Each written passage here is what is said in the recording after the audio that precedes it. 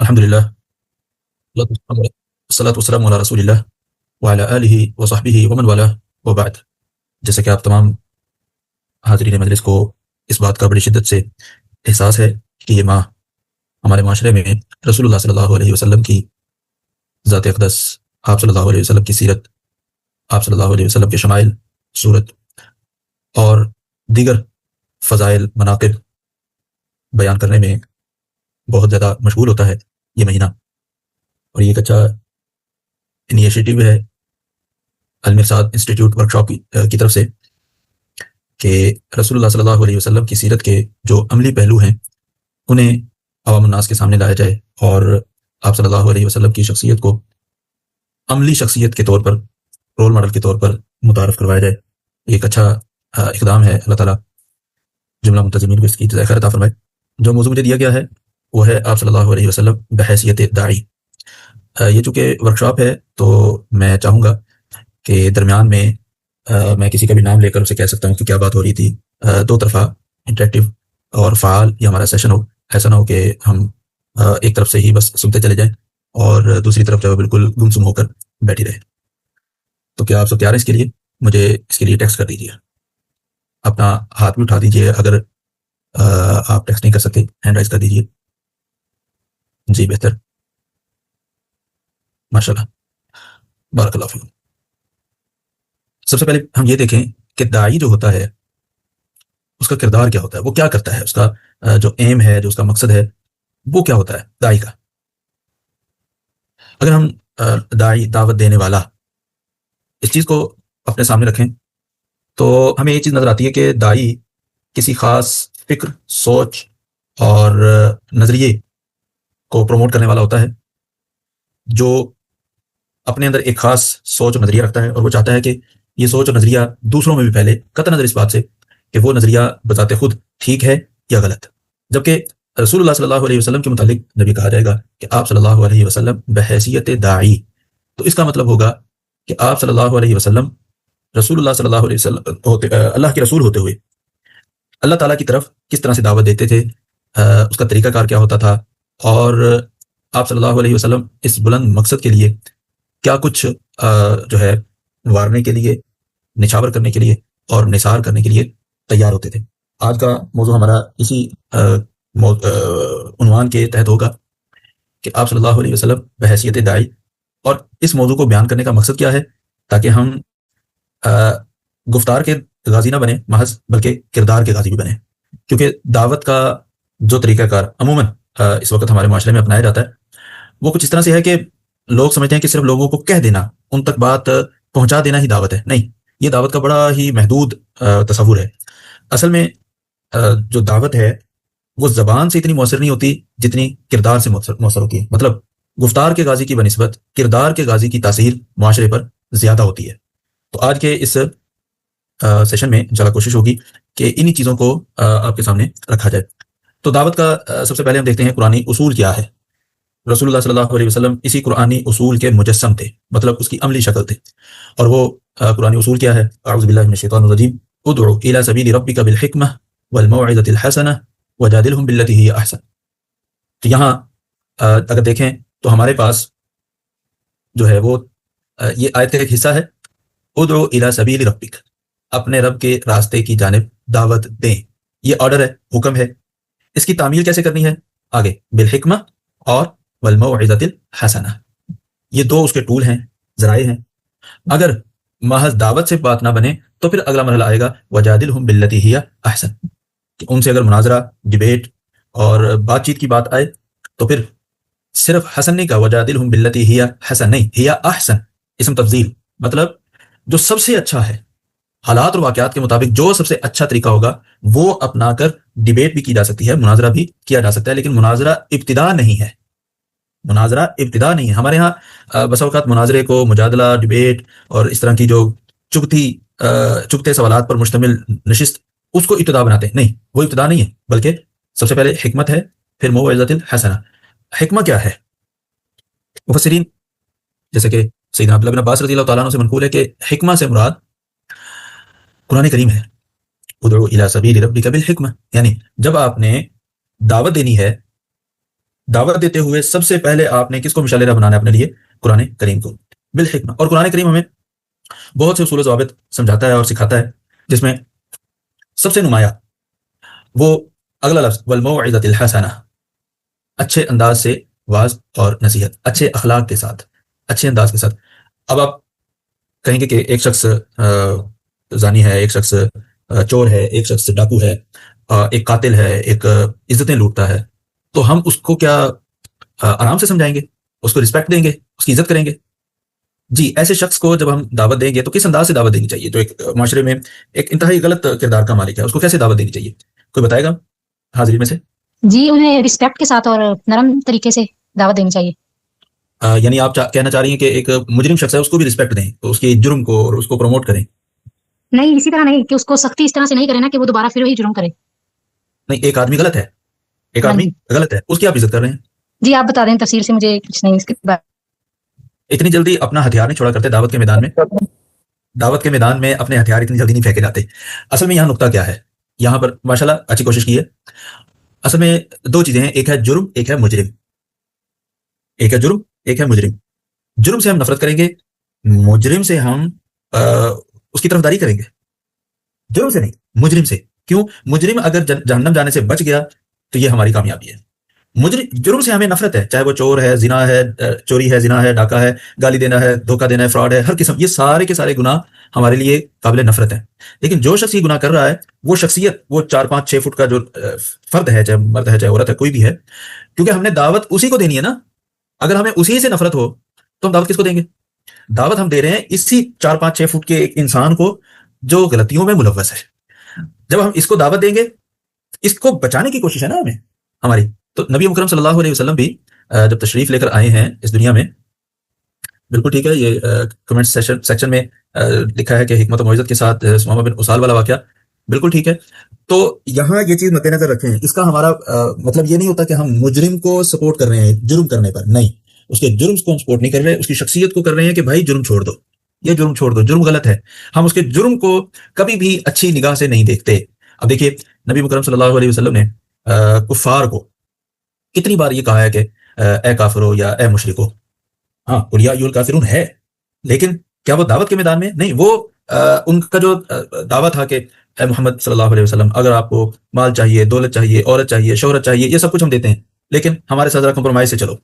تو آپ صلی اللہ علیہ وسلم نے اس کا جو جواب دیا وحی کی روشنی میں، وہ کیا تھا کہ قل یا ایھا الکافرون لا اعبد ما تعبدون، میں عبادت نہیں کر سکتا جو تم کمپرومائز کی بات کر رہے ہو، میں وہ نہیں کر سکتا. تو اس تناظر میں یا ایھا الکافرون کہا ہے، نبی صلی اللہ علیہ وسلم کو حکم دیا گیا اور کہا گیا کہ آپ کہیں کہ اے کافرو. تو حکمت پھر یہاں پر کسے کہیں گے ہم؟ حکمت اس چیز کا نام ہے کہ صحیح بات کو صحیح جگہ پر صحیح انداز سے پیش کرنا حکمت کہلاتا ہے. تو قرآن پاک کی سچی آیات ہیں سب کے سب، ان تمام سچی آیات میں سے جو مناسب ترین آیت ہو، چیز ہو، اس کو ہم مناسب ترین انداز سے پیش کریں، یہ حکمت کہلائے گی. اب دیکھیں اس دنیا میں فرعون جیسا جابر شاید ہی کوئی آیا ہو، لیکن اس کے بعد اور اس کے مقابلے میں سیدنا موسیٰ علیہ السلام ہے. اور موسیٰ علیہ السلام کی جو شخصیت ہے وہ ایسی ہے کہ انبیاء کرام میں سے موسیٰ علیہ السلام کی شخصیت ایک منفرد شخصیت ہے، کہ جن کے پاس جو اپنے دفاع کا جو ٹول ہے، جو ذریعہ ہے، ان کے ہاتھ میں ہے. یعنی فوقذہ موسیٰ فقضى علیہ، مکہ مارا اور بندے کی جان چلی گئی. یعنی یہ موسیٰ علیہ السلام کے پاس اپنے دفاع کا ایک ٹول تھا، ٹھیک ہے. لیکن اس کے باوجود اللہ تعالیٰ نے سیدنا موسیٰ علیہ السلام کے ساتھ ان کے بھائی سیدنا ہارون کو بھیجا، تو کیا کہا انہیں؟ وَقُولَا لَهُ قَوْلًا لَيِّنًا. فرعون سے بات کرنی ہے تو نرمی سے بات کرنی ہے، قول اللین، نرمی سے بات کرنی ہے. تو یہاں فرعون کو رسپیکٹ نہیں دی جا رہی، نہ فرعون سے ڈرا جا رہا ہے، بلکہ حکمت کا تقاضا یہ ہے کہ یہاں پر جب بات کی جائے تو اچھے انداز سے کی جائے. یہاں ایک اور چیز بھی سمجھنے کی ہے، بسا اوقات حکمت کے ذریعے دعوت دینا، میں دوبارہ ریپیٹ کر رہا ہوں، بسا اوقات حکمت کے ذریعے دعوت دینا بعض لوگوں کو یہ سمجھ میں آتا ہے کہ شاید ڈرپوک ہیں، بعض لوگوں کو یہ سمجھ میں آتا ہے کہ شاید یہ لوگ ڈرپوک ہیں. نہیں، ایسا نہیں ہے. اب آپ کا کیا خیال ہے کہ موسیٰ علیہ السلام ڈر کر فرعون سے بات کر رہے تھے اور اللہ تعالیٰ نے ان کو حکم دیا تھا کہ تمہیں ڈر کر بات کرنی؟ نہیں، ڈرنا اور چیز ہے، حکمت کے ساتھ چلنا اور چیز ہے. دونوں میں بال کی باریکی جیسا فرق ہے. تو سب سے پہلا جو اصول ہمیں ملا قرآنی وہ کیا ہے، ادعو الی سبیل ربک بالحکمہ، اپنے رب کے راستے کی طرف دعوت دینی ہے حکمت کے ذریعے، والموعظۃ الحسنہ، اور اچھے انداز سے واعظ و نصیحت۔ اگر یہ دونوں چیزیں فائدہ نہ دے تو پھر وجادلہم باللتی ہی احسن، اگر ڈیبیٹ اور مناظرے کی بات پہنچ جائے یا مباہلے تک بات بھی پہنچ جائے تو باللتی ہی احسن، اس انداز سے جو سب سے اچھا ہے وہ طریقہ کار ہم نے اپنانا ہے۔ تو حکمت اور نرم گفتار یہ دعوت کی بنیاد ہے۔ ہمارے لیے اس میں عملی پیغام کیا ہے کہ مخاطب کے حالات کو سمجھ کر بات کرنا یہ حکمت ہے۔ اب ایک بچہ ہے، وہ اس کی عمر 5 سال ہے، یہ میں اب اسائنمنٹ دینے لگا ہوں، سب متوجہ ہو جائیں، ابھی میں اس کا جواب چاہوں گا۔ ایک بچہ ہے، اس کی عمر 5 سال ہے اور وہ غصے ہو چکا ہے، رو رہا ہے، پیٹ رہا ہے اور کہہ رہا ہے کہ مجھے موبائل چاہیے۔ بتائیے اب اس بچے کو کیسے کنٹرول کیا جائے گا؟ اور یقیناً یہ صورتحال ایسی ہے کہ ہر گھر میں ہی ہوتی ہے۔ 5 سال کا بچہ موبائل لینے کے لیے زور زور سے رو رہا ہے، کیا کریں گے؟ جی کمنٹ سیکشن میں آیا ایک جواب متبادل، کس قسم کا متبادل، کیا ہوگا؟ جی ہم بچے کو موبائل تو دے دیں گے کہ وہ اس وقت روئے نا، لیکن اسے کوئی ایسی چیز لگا کے دیں گے کہ جو دین کے حوالے سے ہو یا کچھ بھی ایسا جو بری چیز نہیں ہو جس سے بچے کو برا اثر نہ اس کی شخصیت پہ پڑے۔ جی بہتر۔ صدام رضوی کے نام سے آپ کی آئی ڈی ہے، جی ٹھیک ہے۔ دیکھیں بچے کو آپ دینی چیز لگا کر دیں، بچے کو تو دین اور دنیا کو کوئی فرق ہی نہیں پتا، اس کی جو ایڈکشن ہے، جو عادت ہے، وہ تو ہم نے پوری کر دی ہے، کیا کریں گے؟ یعنی جس چیز سے روکنا چاہ رہے ہیں آپ اسی چیز سے اس کو ادھر لے کر جا رہے ہیں۔ بھائی نے لکھا ہے کہ پیار سے سمجھائیں گے، کیسے سمجھائیں گے پیار سے کہ بیٹا موبائل نہیں لیتے، وہ تو رو دھاڑ رہا ہے زور زور سے، محبت کے ساتھ کسی متبادل فزیکل ایکٹیویٹی پر قائل کریں گے، شاباش، یہ چیز، یہ جو فزیکل ایکٹیویٹی پر قائل، وہ اس کو ہم نے دعوت نہیں دینی بلکہ اپنے کردار سے، گفتار سے نہیں، کردار سے، زبان سے نہیں کہنا کہ بیٹا موبائل نہ لو، بیٹا یہ کرو وہ کرو، نہیں، اس کے سامنے آپ گیند لا کر کھیلنا شروع کر دیں گے، اس کے سامنے آپ کوئی ایسی حرکت کرنا شروع کر دیں گے جس میں وہ انٹرسٹ اپنا شو کرے، اپنی دلچسپی شو کرے، اور جیسے اس کی وہ جو ذہن سے موبائل کا تصور نکلے گا وہ فوراً آپ کے ساتھ آ جائے گا، کیونکہ وہ بچہ ہے۔ یہاں حکمت کا پہلو یہ ہے، مخاطب کے حالات کو سمجھ کر بات کرنا۔ اچھا یہیں پر ہم ایک اور مثال بھی لے لیتے ہیں کہ اگر ایک 50 سالہ بزرگ ہے، اور 50 سالہ بزرگ تو نہیں ہوتا، آپ اس کو 60-70 پر لے رہے ہیں، 70 سالہ بزرگ ہے، اور اس نے آپ کو کوئی ایسا کام کہہ دیا ہے جو شریعت میں منع نہیں ہے، جو شریعت میں منع نہیں ہے، اور آپ کو پتا ہے لیکن آپ کے لیے ناگوار ہے، وہ کام آپ کے لیے ناگوار ہے، شریعت میں منع نہیں ہے، بتائیں کیا کریں گے آپ؟ جی اچھی سی ایکٹیویٹی، تو پھر لیٹ ہو گیا شاید آپ کا میسج۔ جی 70 سالہ بزرگ آپ کو کوئی ایسا کام کہہ رہا ہے جو شریعت میں منع نہیں ہے لیکن آپ کی طبیعت پر ناگوار ہے، آپ اس وقت کیا کریں گے؟ کر سکتے ہیں، صورتحال کا جائزہ لیں گے کہ جواب دیا جائے گا یا کام کیا جائے گا۔ کسی کی ذریعے کروا لیں گے، خود نہیں کریں گے، کسی کے ذریعے کروا لیں گے، لیکن وہ کہتے ہیں کہ نہیں ابھی کرو، میرے سامنے کرو، اور تم نہیں کرنا ہے۔ دیکھیے یہیں پر ہمارے لیے نا امتحان ہوتا ہے، اور گھروں میں عموماً اس طرح کا معاملہ چلتا ہے، والدین کی طرف سے، بڑوں کی طرف سے کوئی ایسا کام کہہ دیا جاتا ہے جو شرعی طور پر غلط نہیں ہے، وہ ٹھیک ہے، بلکہ ہو سکتا ہے اس کی تائید میں کچھ چیزیں مل جائیں، ہمیں اس کی تائید میں کچھ چیزیں مل جائیں، مطلب جو بزرگ کی بات ہے وہ ٹھیک ہو، لیکن اسلام میں اس کام کی وہ فرضیت نہیں ہے، وہ رکن نہیں ہے، وہ واجب نہیں ہے، وہ ایک مباح سا کام ہے۔ تو مثال کے طور پر خواتین کے ساتھ عام طور پر یہ ہوتا ہے کہ جب اذان ہو رہی ہے نا تو سر پر کپڑا لے لو، جو ہماری بزرگ ہیں گھروں میں وہ کہتے ہیں کہ بیٹا سر پر کپڑا لے لو، اذان ہو رہی ہے۔ تو سوال یہ کیا رہتا ہے کہ یہ کون سی حدیث میں لکھا ہے، کہاں لکھا ہے، کیا ہے یہ آگے سے، اور اگر ہم سر پر کپڑا لے بھی لیتے ہیں تو اس میں کوئی شرعی بات ہے؟ نہیں، وہ بھی نہیں ہے، وہ اصل میں نماز کی تیاری ہے کہ اپنا دوپٹہ تلاش کرو، اپنا دوپٹہ تلاش کرو، چادر تلاش کرو، اور سر پر لو، وضو کرو اور نماز پڑھو۔ یہ اصل میں اس تناظر میں ہے وہ سر پر دوپٹہ لینا، ایسا نہیں ہے کہ اذان ہو رہی ہے تو صرف سر پر دوپٹہ لے لینا، اذان ہوئی تو دوپٹہ اٹھا رہا اور گئے، نہیں، یہاں ہمیں یہ دیکھنا چاہیے اصل میں یہ کام نماز کی تیاری کا حصہ ہے، کیونکہ اللہ تعالیٰ نے رسول اللہ صلی اللہ علیہ وسلم کی زبانی میں بتلایا کہ اللہ تعالیٰ کسی بھی حائضہ یعنی بالغ خاتون اور لڑکی کی نماز دوپٹے کے بغیر قبول نہیں فرماتا، چادر کے بغیر قبول نہیں فرماتا۔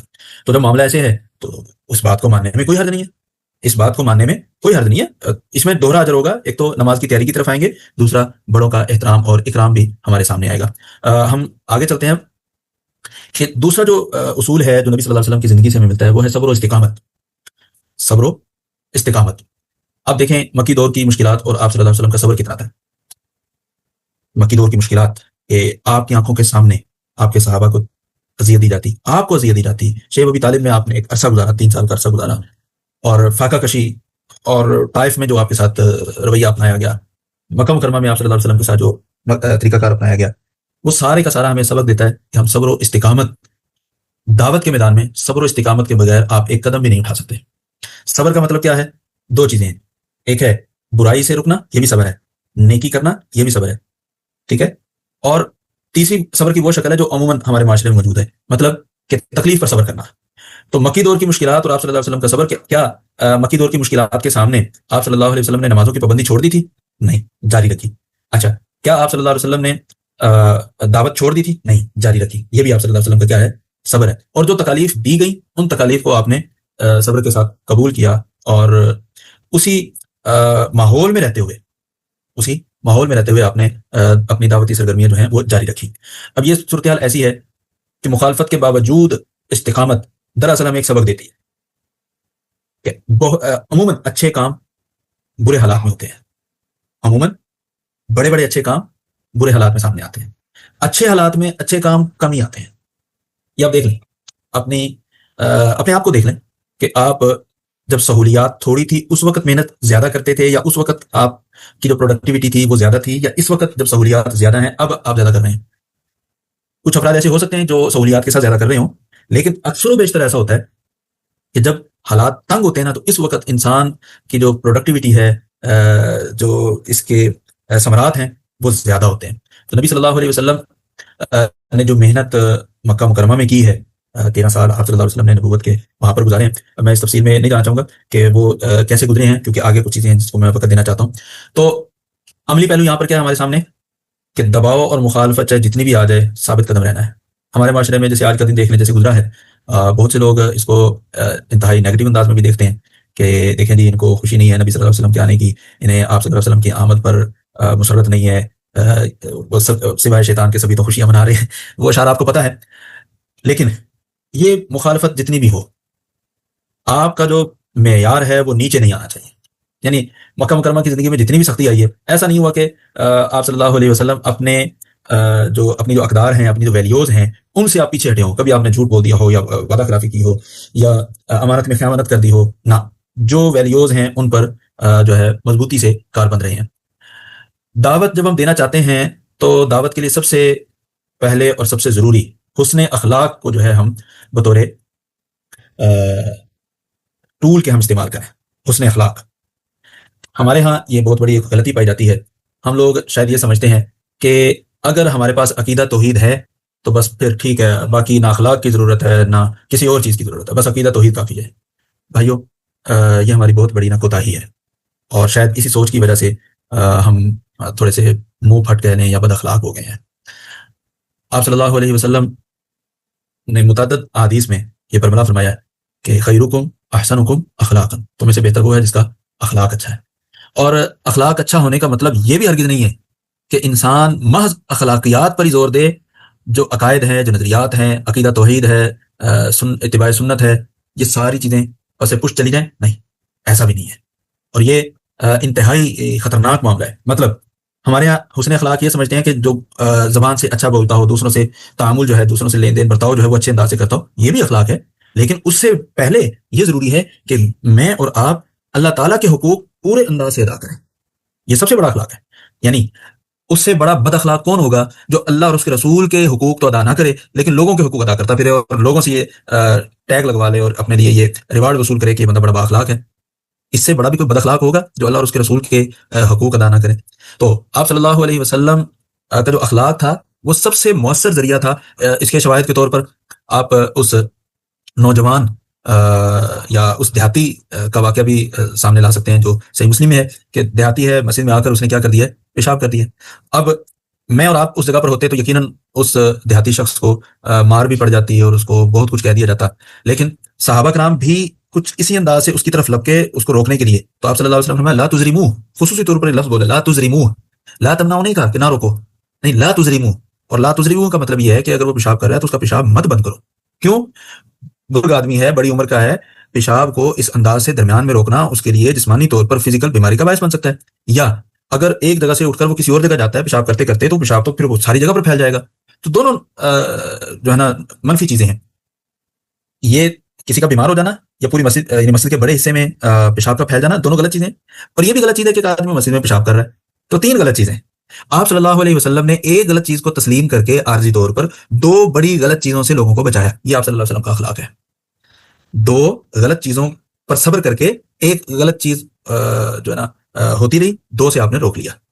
اسی طرح ایک نوجوان، جیسے صحیح بخاری میں سیدنا انس رضی اللہ تعالیٰ عنہ بیان کرتے ہیں کہ آپ صلی اللہ علیہ وسلم نے کی خدمت کے لیے وہ نوجوان جو ہے یہودی آیا کرتا تھا. آپ نے محسوس کیا کہ وہ نہیں آ رہا، پتہ چلا کہ بیمار ہے. آپ عیادت کے لیے گئے اور عیادت کے لیے جا کر اسے پھر اسلام کی دعوت دی.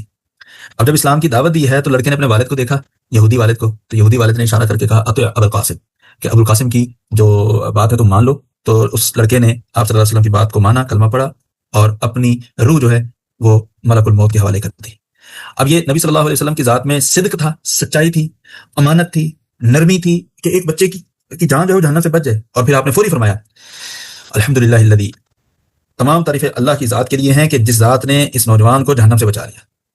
اب یہ جو چیز ہے، یہ اندر کی جو ایک آواز ہے، یہ جو اندر کی ایک تمنا ہے، چاہت ہے، تڑپ ہے کہ یہ بچہ بچ جائے کسی طرح سے.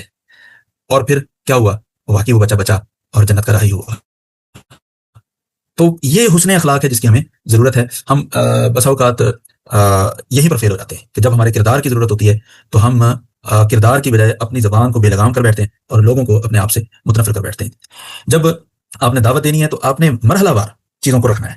سب سے پہلے عقیدہ توحید. اب دیکھیے اس نوجوان موت کے قریب ہے تو آپ نے یہ نہیں کہا کہ بیٹا والدین کا خیال کیا کرو، یہ کیا کرو، وہ کیا کرو. دیکھا نہیں، ٹائم نہیں ہے. عقیدہ توحید، اور عقیدہ توحید اس کے سامنے پیش کیا. والد صاحب نے اجازت دی، چاہے وہ یہودی تھا اور بندہ مسلمان ہو گیا اور جنت کا راہی بن گیا. عقیدے کے بعد اخلاقیات اور عبادات، کیونکہ اگر عقیدہ نہیں ہوگا تو نہ اخلاق فائدہ دے گا نہ عبادات فائدہ دے گی. اور آخر میں معاشرتی اصلاح. کیوں؟ عقیدہ توحید کا تعلق انسان کے فرد، انسان کی اپنی ذات کے ساتھ ہے. اخلاق کا تعلق دوسروں کے ساتھ ہے. عبادات میں دونوں چیزیں آتی ہیں، کچھ تنہائی کی ہیں، کچھ مل کر ہیں. یعنی نماز میں تنہائی میں پڑھتا ہوں، اس کا میری ذات سے تعلق ہے، لیکن زکوٰۃ میں دوسروں کا بھی تعلق ہے. جو روزہ ہے وہ میری ذات کے ساتھ بھی تعلق رکھتا ہے اور اس سے دوسرے بھی کسی حد تک مستفید ہوتے ہیں. ٹھیک ہے.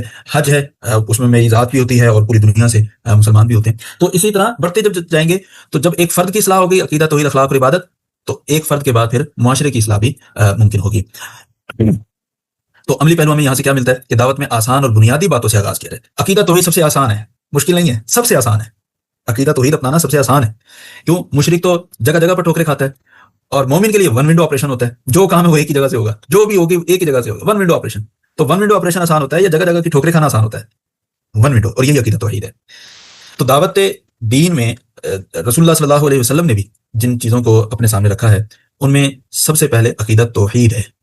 اور عقیدہ توحید اگر ہمارا جس قدر مضبوط ہوگا اسی قدر ہمارے کردار میں، ہماری گفتگو میں، ہماری بات چیت میں، ہمارے اٹھنے بیٹھنے میں بڑا فرق نظر آئے گا. کیوں؟ عقیدہ توحید کا یہ مطلب ہے کہ میں جب یہ سمجھوں گا کہ اللہ مجھے دیکھ رہا ہے تو میں کسی سے بھی غلط بات نہیں کروں گا، حتیٰ کہ میری تنہائی بھی بڑی پاکیزہ بن جائے گی. کیوں؟ مجھے یقین ہے کہ میں جب تنہا بھی ہوں تو میں تنہا نہیں ہوں بلکہ اللہ تعالیٰ کی ذات مجھے دیکھ رہی ہے. پھر دعوت دیتے ہوئے دعوت کا آغاز قریبی رشتہ داروں سے، اپنے گھر والوں سے، اور پھر اپنی فیملی اور دوستوں کو دعوت میں شامل کریں گے. اور جب معاصر چیلنجز آپ کے سامنے آئیں گے، اختلافی موضوعات پر سختی نہیں بلکہ نرمی. دیکھیں، اختلافی موضوعات ہم بیان کرتے ہیں اور کرنے چاہیے، لیکن اس کا انداز کڑوا نہیں ہونا چاہیے، اس کا انداز میٹھا ہونا چاہیے. اگر ہم کڑوے انداز سے اختلافی موضوع کو بیان کریں گے کبھی بھی اصلاح نہیں ہوگی. بلکہ اختلافی موضوعات بیان کرنے چاہیے، لیکن اس کا طریقہ کار، اس کی پریزنٹیشن، اس کو بیان کرنے کا انداز وہ اچھا ہونا چاہیے. ورنہ جس مقصد سے آپ دعوت کے میدان میں آئے ہیں آپ وہ مقصد حاصل نہیں کر پائیں گے. دیکھیں، فرض کریں ایک اختلافی مسئلہ ہے، ایک مجلس کی 3 طلاق. اب یہ ایک اختلافی مسئلہ ہے. جو اہل حدیث ہیں وہ 3 طلاق ایک مجلس میں جو دی جاتی ہیں اس کو ایک قرار دیتے ہیں اور باقی جو ہے وہ 3 کو 3 شمار کرتے ہیں. اب اس اختلافی مسئلے کو بڑے اچھے انداز سے پیش کیا جا سکتا ہے.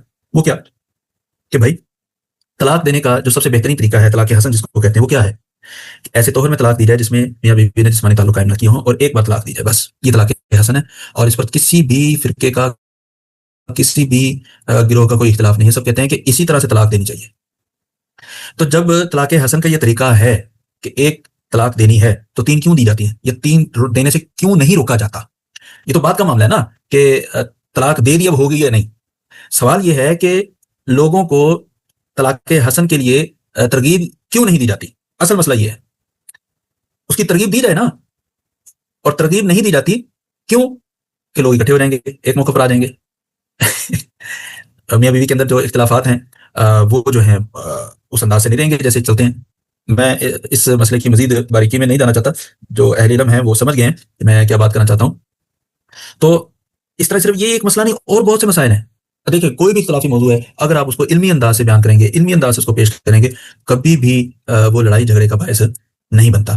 دوسروں کو قریب کریں, دوسروں کو شرمندہ نہیں کرنا. ہمارے ہاں جب کسی سے جب بات کی جاتی ہے تو اس کی اصلاح کرنا مقصود نہیں ہوتا, بلکہ مقصد یہ ہوتا ہے کہ اس کو میں کاٹ کھاؤں کہیں سے, اس کو میں اس انداز سے کاٹوں کہ اس کو ساری زندگی یاد رہے. حالانکہ جب انسان دوسرے کو ذلیل کرنا اپنا ہدف بنا لے تو اللہ تعالیٰ بھی پھر اس کو ذلیل فرماتا ہے. اور اگر کوئی شخص خلق خدا اللہ کی مخلوق کی رہنمائی اور اس کی ہدایت کے لیے جدوجہد اور کوشش کرتا ہے تو یقین اللہ تبارک تعالیٰ بھی اس کے لیے. ہمارے ہاں جو اس وقت سب سے بڑا ایک مسئلہ ہے وہ ہے سوشل میڈیا پر جو ہمارا انداز ہوتا ہے. وہ کیا ہے؟ بک بک اس لیے کرتے ہیں, اللہ تعالیٰ سب کو ہدایت دے, کہ وہ اپنے دل کی بات کسی کو سامنے بٹھا کر نہیں سکتے. دو طرفہ کہ ایک تو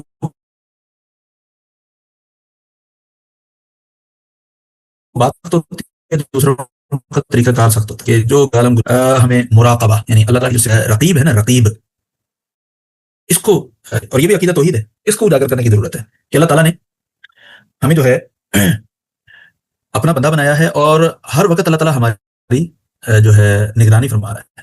جب اللہ تعالیٰ ہماری ہر وقت نگرانی فرما رہا ہے تو چاہے بھائی وہ فیک آئی ڈی ہو, وہ ہم نے وی پی این استعمال کر رہے ہوں, یا کوئی بھی ایسی ٹیکنیک استعمال کر رہے ہوں جسے ہم اپنی شخصیت کو, اپنی آئی پی ایڈریس کو, اپنی چیزوں کو چھپا سکتے ہیں, اللہ سے نہیں چھپا سکتے. ہر لفظ جو ہم لکھ رہے ہیں, جو بول رہے ہیں, کہیں بھی, چاہے سوشل میڈیا پر چاہے کہیں اور. اختتامیہ میں اگر ہم چیزوں کو دیکھیں تو ہمیں جو چیز نظر آتی ہے کہ رسول اللہ صلی اللہ علیہ وسلم کی ذات اقدس جو ہے وہ ہمارے لیے حکمت اور صبر کا نمونہ ہے. آپ صلی اللہ علیہ وسلم کی شخصیت جو ہمارے لیے حسن اخلاق کی بہترین عملی شکل ہے. آپ صلی اللہ علیہ وسلم نے مرحلہ وار دعوت کا جو ہے کنسپٹ ہمیں دیا کہ پہلے اہم ترین چیزوں کو, عقیدہ توحید سب سے پہلے ہے, پھر عبادات اور اخلاقیات ہیں, اور پھر معاشرتی جو برائیاں ہیں ان کا قلعہ کما ہے. اور آپ صلی اللہ علیہ وسلم نے جو طریقہ کار اپنایا وہ قریب سے آغاز, تو دور والے لوگوں سے نہیں. اب دیکھ لیں کہ یہ جو ہم اس وقت زوم پر بیٹھے ہیں سارے کے سارے لوگ پتہ نہیں کہاں سے اکٹھے ہو کر بیٹھے ہیں, لیکن جو قریب والے ہیں شاید ان کو ہم نے اس انداز سے انگیج نہیں کیا جیسے ہمیں کرنا چاہیے تھا. اسی طرح نبی صلی اللہ علیہ وسلم نے ہمیں بتلایا کہ نرمی اور برداشت, یہ دونوں چیزیں جب ہم اپنے اس معاملے میں, دعوت کے معاملے میں مضبوطی سے تھامیں گے تو یقیناً اس کے مثبت نتائج نکلیں گے. یک سطری آپ کے لیے جو پیغام ہے, پیغام عمل, وہ کیا ہے کہ دعوت صرف بات سے نہیں بلکہ کردار اور حکمت عملی سے موثر بنتی ہے. آپ کا کردار اچھا ہو, آپ کو کہنے کی ضرورت نہیں کہ میں بہت اچھا ہوں, اور اگر حکمت ہمارے اندر ہو تو یقیناً ہم تھوڑے وقت میں زیادہ نتائج حاصل کر سکتے ہیں. اللہ تعالیٰ سے دعا ہے کہ اللہ تعالیٰ ہم سب کو کتاب و سنت کے مطابق اپنی زندگی کو ڈھالنے کی توفیق عطا فرمائے, اور نبی صلی اللہ علیہ وسلم کی شخصیت کو بحیثیت داعی سمجھنے کی اور اپنانے کی توفیق دے. وآخر دعوانا الحمدللہ رب العالمین.